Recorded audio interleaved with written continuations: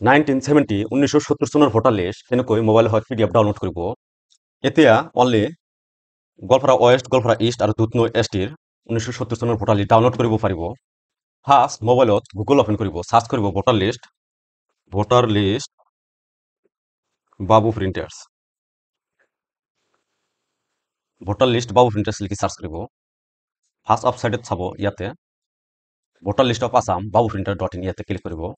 নাইবা বাবু প্ৰিণ্টাৰ্ছ.in ভিজিট কৰিব। ভিজিট কৰিলে এনেকুৱা ভোটাৰ লিষ্ট লিখা আছে, ইয়াতে ক্লিক কৰিলে সেম আৰ্টিকেল অপেন হৈ যাব। তলত আহিব ইয়াতে 1970 চনৰ গোৱালপাৰা ৱেষ্ট, গোৱালপাৰা ইষ্ট আৰু দুধনৈ ST লিখা আছে, ইয়াতে ক্লিক কৰিব।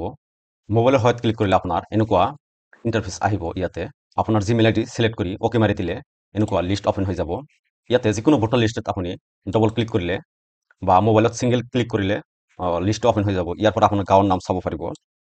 যদি আপুনি এই ভোটাৰ লিষ্ট ডাউনলোড কৰিব বিচাৰে তেনেহ'লে মোবাইলত ৰাইট সাইড কৰ্নাৰত 3 ডট আছে, 3 ডটত ক্লিক কৰিলে ডাউনলোডৰ অপশ্যন পাব। ডাউনলোডত ক্লিক কৰিলে আপোনাৰ ভোটাৰ লিষ্ট ডাউনলোড হৈ যাব। আৰু এই পেজৰ তলত আহিলে ইয়াতে চাব পাৰিব লাৰ্ণ উইথ বাবু প্ৰিণ্টাৰ লিখা আছে, ইয়াতে ক্লিক কৰিলে মোৰ ইউটিউব চেনেলটো অপেন হৈ যাব। এই চেনেলটো সাবস্ক্ৰাইব কৰিব। ইয়াত অতি গুৰুত্বপূৰ্ণ ইনফৰমেশ্যন আপলোড কৰি থাকোঁ আৰু ভিডিঅ'টো এটা লাইক কৰি দিব।